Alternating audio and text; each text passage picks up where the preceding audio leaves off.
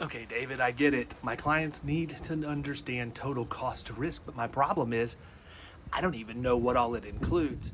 What are the components of total cost of risk, you ask? I got your back. Don't worry about it. Come on, let's go talk.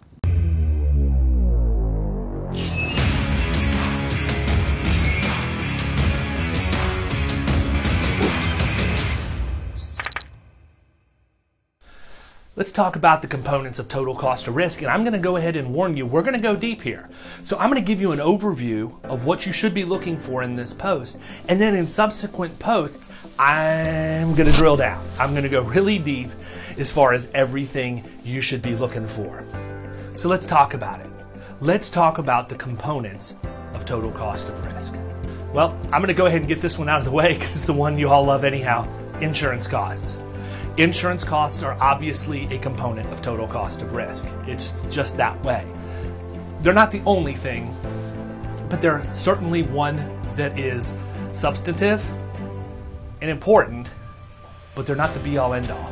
So I'm not going to expound on that because everybody understands what insurance premiums are, where they come from, and how they can contribute to total cost of risk. But number one is insurance premiums and costs. The second thing that's part of cost of risk is retained losses, and that's whether those are active or they're passive. When they're active, it's real simple. It means your client or your prospect has a deductible, they've had losses inside the deductible layer, and they knew they were taking that risk. Okay? They made that decision on the front end. But what happens most of the time is when insurance salespeople go in, they don't dig deep enough to understand that that money that's spent goes into the total cost of risk. So when you look at the premium, if you're not taking retained losses and adding them to the overall premium, you are severely understating what a client or prospect is really paying every year. Passive losses that are retained are losses that they didn't make the decision on. Or sometimes it could be that they made the decision, but it was a bad one, and they're passively taking it with no real gain in their insurance program. I'm going to give you an example. Contractors are notorious for this. I'll go in and look at a set of loss runs and not see a single loss under $5,000. And inevitably, the owner of the company is going to come in beating their chest saying, oh yeah, we don't want to let the insurance company know about that. We're just going to take care of anything $5,000 or less in-house. Bravo, Einstein. What you've done is effectively operate your program as if it had a deductible, but you got zero deductible credit. If you're going to take the risk, get the credit from the insurance carrier. They don't care if you're taking care of claims $5,000 or less. They'd love for you to do that. In fact, they love for you to do that so much, they give you credit off of your premium. And guess what else you get? You get the ability to use their adjusters and their pre-negotiated pricing in coming to the ultimate resolution of those claims, which is far greater than what you can do on your own. So if you are in that situation right now, you need to tell your client, think of this another way. Number three, risk management departmental costs. Maybe you have somebody that's a full-time risk manager. Maybe you have somebody that's a full-time safety person. Maybe you have a safety committee that meets once a month. Guess what? If they meet once a month for an hour or 2 hours, every single dollar of salary attributed to that meeting is part of the total cost of risk. You're spending money to look at risk management and safety. Allocate the dollars to it. Risk management departmental costs are definitely more significant in larger and more significant and sophisticated operations.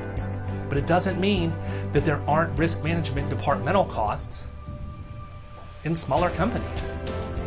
What about the HR guy that has to take care of all of the claims for workers' compensation, or the lady who is the one responsible for reporting all GL claims and then following up with the agent and the adjuster to make sure those are coming to resolution? Every hour of their time needs to be calculated toward total cost of risk.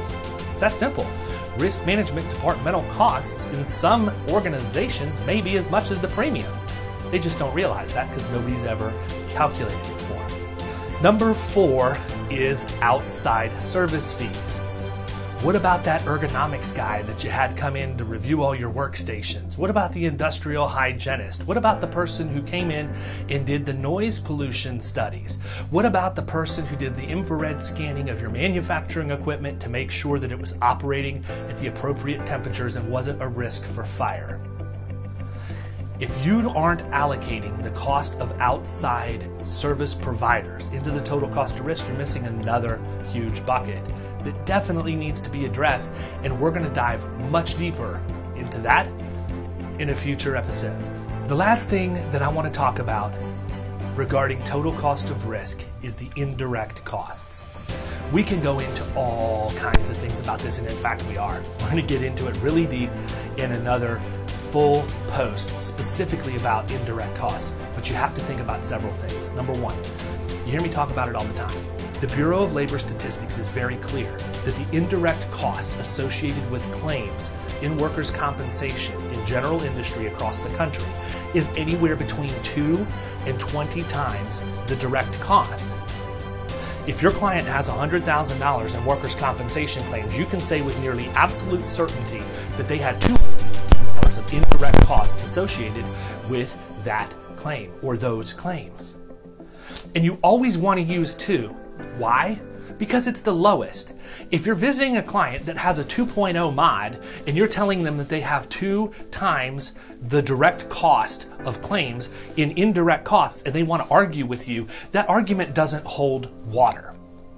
You can't be at a 2.0 mod, which is an F- by all practical purposes, and all of a sudden be best in class at the soft cost containment of workers' compensation claims. It's just not going to happen, people. And you have to stand your ground and push back when they try and argue with you.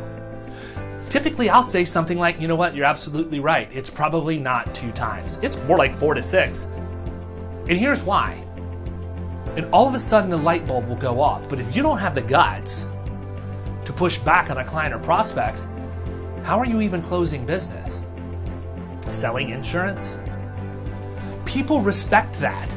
People respect that you are bringing them a different point of view, and you're doing so with a conviction that will not allow you to compromise your beliefs. Lay it out.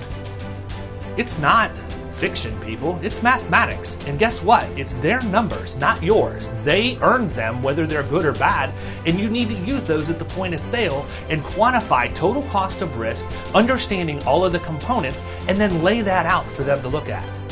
If you can do those things, you're going to kill it in commercial insurance.